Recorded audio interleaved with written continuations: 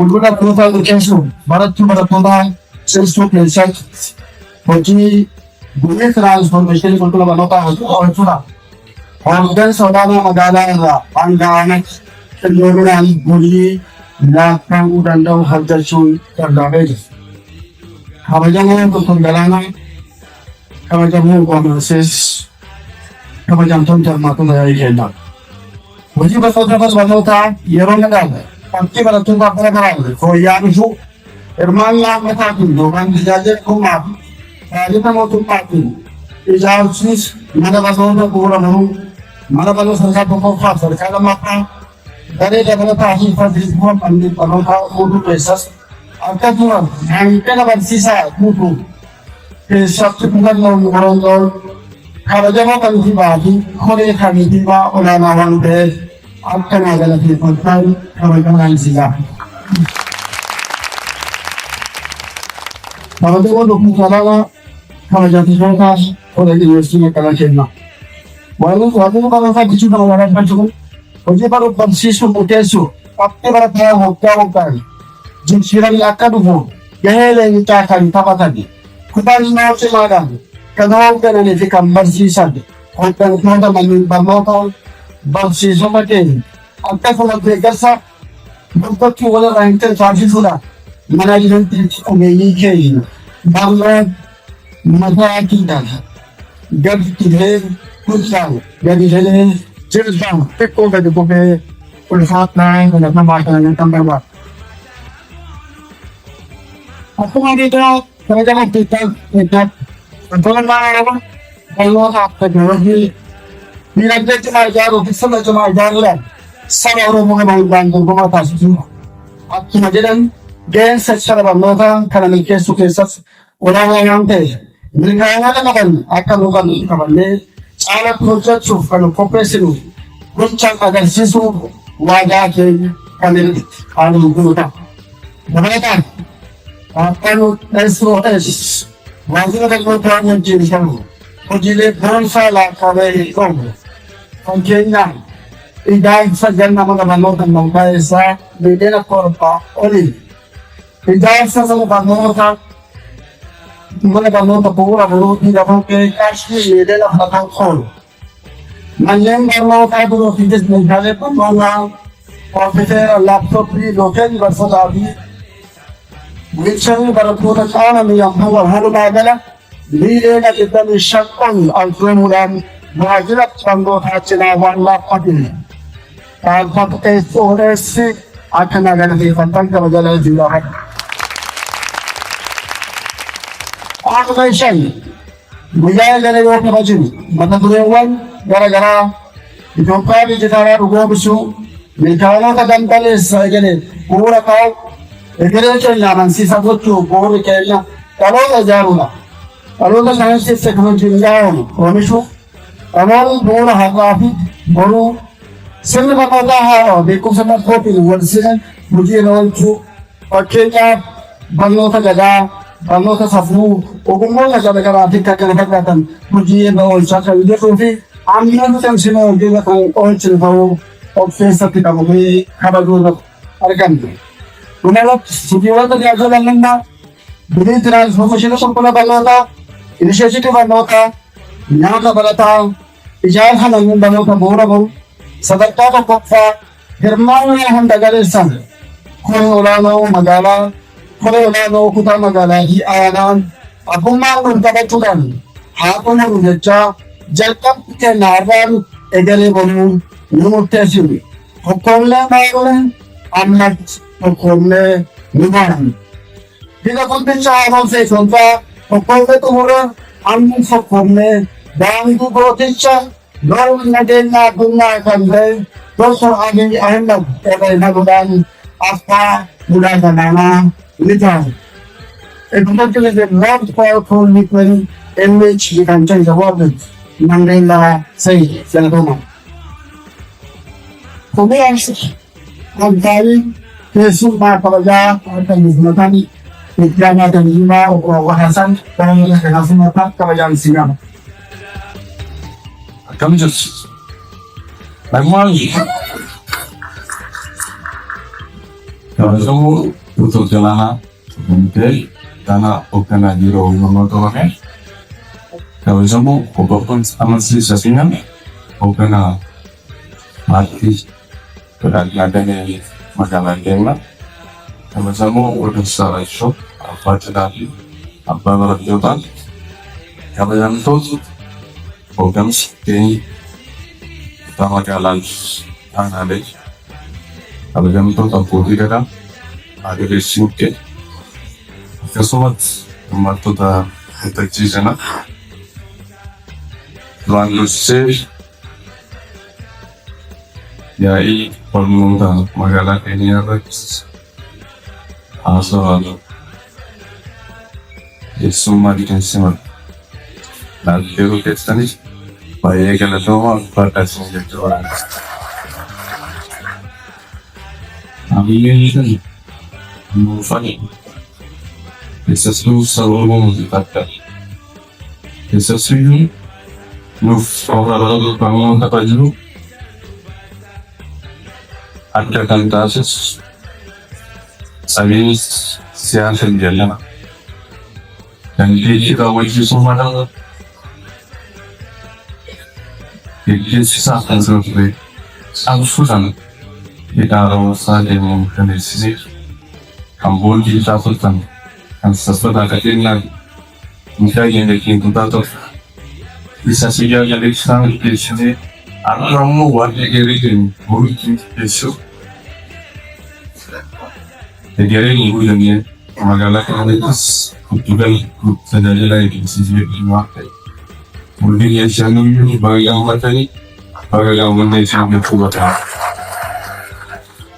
atau mungkin Islam itu kan asal sana Afrika Pentingnya tanah ia akan menjadi lahir. Misalnya dia dari sana, kami orang orang tadi. Kami jauhkan orang tadi. Afrika berarti aku membantu keluarga seorang baik. Nilai orang sendiri tergantung akan mereka. Bagaimana kita boleh jelas dengan jelas.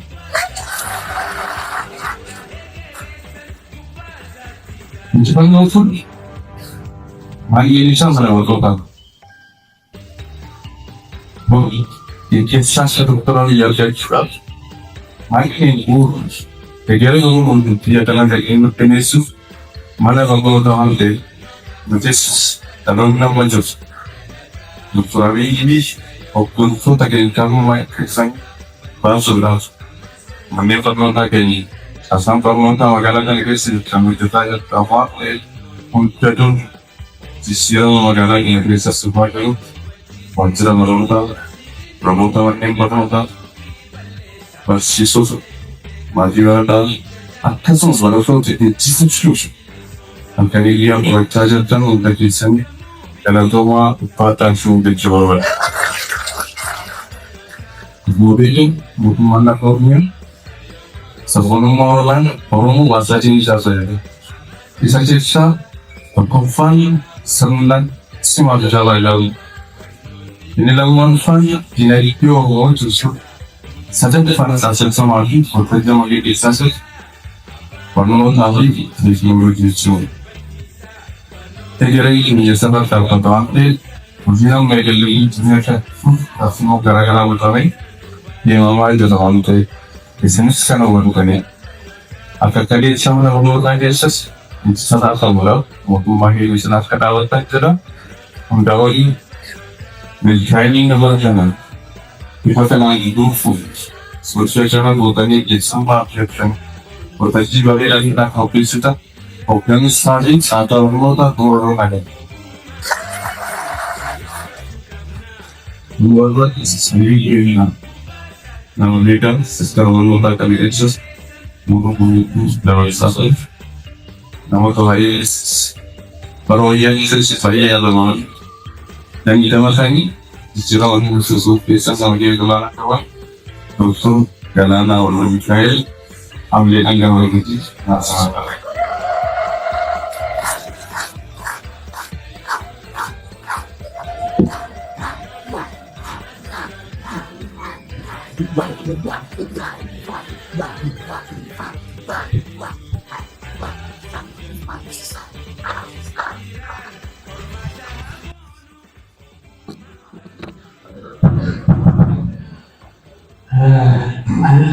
mana dari kita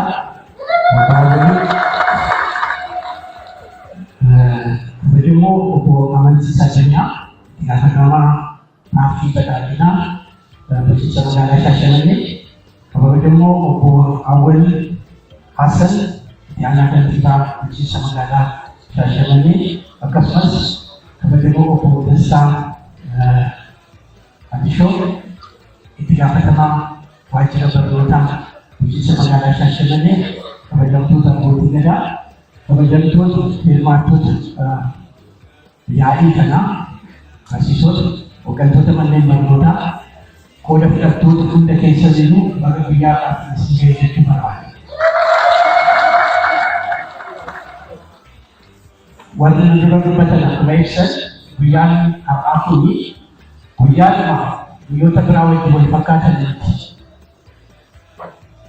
biar itu wanti ada sebut cerah beri tidak harus untuk Ethiopia ABC nelat kabel tidak harus Kenya jatuh maju tidak menjadi akan tidak ada kunimali kunjiwan untuk cakap kunjiwan untuk cakap itu sesuatu kabel ini maju ada sesuatu rafin jadi kau ni mai rakko biyyi kun jaarraa hedduu keessa turte wal waraansa wal jecha hiyyummaa biyyi kun waggaa kumatti waggaa dhibbatti lakkaa'amu keessa turte ka'umsi isaas dhumni isaas laga Abbayyaa lageen kun silaa madda badhaadhinaa ta'uu qabu garuu madda badii ta'anii tajaajilaa turan. Laga kana to'achuu jechuun maal akka ta'e warri galeef biyya kana keessatti namni akka nagaan hin jiraanne taasisaa tokko tokko irratti bitaa tokko tokko akka geessu taasisaa hiyyummaa amma keessa jiru kana hiyyummaa gadi fagoo akkanumaan yoo boonsine malee hiyyummaan biyyi keenya keessa jirtu hiyyummaa gadi fagoo. Hubertiin ni jennu sun liqii qaba. Kan keenya immoo baay'ee gadi fagoodha. Gadi fagoodhuma kanarrattuu rakkoo waliif taanee hojjechaa jirra. Chaaptarii sana boqonnaa sana cufuun hidha sana liqeessuun ka'umsa egeree keenyati. Jalqabbii badhaadhinaati jechuudha. Akkuma muummichi ministeeraa jedhan Itoophiyaan bakka rattuu itti kaatee jechuudha. Kana hidha Abbayyaa jechuun karaa nageenyaatiin kana ta'uu danda'a. Karaa misoomaatiin jaarraa amma keessa jiru kanatti anniisaa malee wanti socho'u tokko hin jiru. Anniisaan immoo maallaqa, anniisaan dinagdee, anniisaan industirii, anniisaan teekinooloojii kanas salphisuu danda'aa jechuudha. Nageenya mirkaneessina kana keessa arganna. Gara barnootaatti ol dhufeewu guyyaan ammaa guyyaa maaliiti? Guyyaa egeree Itoophiyaati.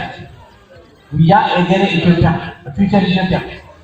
Itoophiyaan amma kan fakkaatu kanaa miti.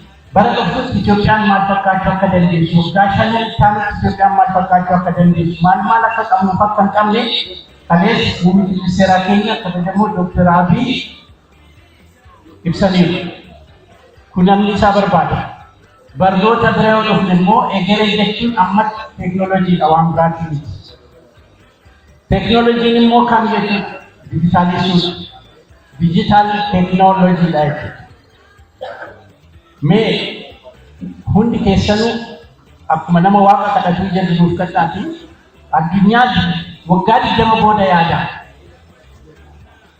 Addunyaan amma nuti keessa jiru waggaa 20 booda without digital technology, without digital knowledge, takku tokko tarkaanfachuu hin danda'amu. Takku tokko tarkaanfachuu hin danda'amu. So addunyaan dijitaalarraa gara artificial intelligence ce'e. Kana jechuun ijoolleen keenya waggaa 20 booda nuti barsiisnee qaqqabsiisnu yoo ammaanuu yaadnee namoota achi keessa jiraachuu danda'an oomishuu hin dandeenye ijoolleen keenya carraa hojii argachuu hin danda'an. Kan argachuudhaaf hidha haaromsaas abbayyaa wajjin yoo walitti fidu teekinooloojiidhaan wal baruudhaaf, ittiin hojjetamuudhaaf, ittiin hojjechuudhaaf, itti fayyadamuudhaaf, ittiin kalaquudhaaf anniisaa ni barbaachisa. Ammatti manneen barumsa keenya gara 200 olii ibsaan qaban. Warri kun immoo gara maalitti deemuu qabu jennee dijitaalaayizeeshinii deemuu qabu. Qormaanillee onlaayinii waggaa 2 booda isaan qaqqabuu qabu. Kun anniisaa barbaada. Kaleessa ayii boqonnaan haaraan tokko dhufeera jechuudha. Neekis biyyi kun sarvaayiv gochuudhaaf immoo kan biraas dhiyaatte. Waan tokkotu dhiyaatte hin beektu. Hundi keessanuu maal argachuu qabna? Ulaa galaanaa karaa waa ittiin baasuu fi galchinu moo maaliin? Akkas jechuun isa ammas yoomnan. Keeniyaarraa kaasanii Sumaaleewwan adda kanarraa kaasanii karaa Jibuutii haa ta'u karaa Sudaan waa galchuu fi baasuu hin danda'a. Sun garuu nuyi wabii miti. Wabii kan ta'uu danda'u ulaa galaanaa kan mataa keenyaa gaafa argannee. Hopefully or abdii otoo hin taane immoo dirqama waan ta'eef kanallee hin argannaa kan jedhu hawwii guddaan qaba jechuudha. Abdiin kun immoo kan hunda keessaniiti kan hunda keenyaa ta'uu qaba. Dhaloonni keenya ta'an kana malee jiraachuu waan hin dandeenyeef. Kanaaf kana hunda walitti qabnee yoo ilaalle guyyaan har'a kabajnes guyyaan kaleessa kabajnes egereen keenyas abdii guddaa keessa jira jechuudha. Akkuma biyya kamiiyyuu ammayyoofnee akkuma biyya kamiiyyuu misoomnee hiyyummaa keessaa hin baanaa ijoolleen keenya akka keenyatti hiyyummaa keessatti guddate jennee amannaa jechuudha. Kanaan egaa kana jennee karaa barnootaatti yoo dhufnu wantoonni arfan piilaar jennuun utubaawwan arfan kan akka carraa barnootaa har'a Shaashamannee keessa deemnee ilaaluu yaalleerraa carraa barnootaa uumuu irratti waan bal'aan bulchiinsi magaalaa hojjete argineera. Dhuguma dubbachuudhaaf bulchiinsi magaalaa barnootaaf xiyyeeffannaa akkasii kennee gamoowwan sana fakkaatan babal'isuu fi karaa ijaaruu irratti xiyyeeffannaa inni kenne baay'ee itti gammadeera naa galateeffadha. Kana jechuun pilaarota sadeen mootummaan qabu keessaa barnoota fi teekinooloojii sadeen sanaaf magaalaan Shaashamannees xiyyeeffannaa guddaa kennuu isaa jechuudha. Baay'ee itti gammadeera. Kureeti jiraatu immoo ijoolleen keenya itti barachuu qabdu. Carraa humneerraa achi keessatti ijoolleen otoo hin harca'in keessatti barachuu qabu. Achi keessatti immoo walbitiinsis dhiiraaf dubartiidhaanis baadiyyaaf magaalaadhaanis eegamuu qaba kan jedhu abdii guddaa qabna jechuudha. Itaansine qulqullina. Qulqullina kan yoo fudhannu inni jalqabaa barreessuu dubbisuudha. Barreessuu dubbisuu danda'u jechuun bara kana barsiisota 56 leenjisneerra. Mala baruu barsiisuu taarni jedhamu fayyadamnee daa'imti tokkoyyuu barreessuu dubbisuu kan hin dandeenye mana barumsaa keessa kan jiraanne gochuudhaaf sochii warraaqsa guddaatu gaggeeffamaa jira. Imaajin nama 56,000 leenjii kan afaanii fi herreega barsiisan.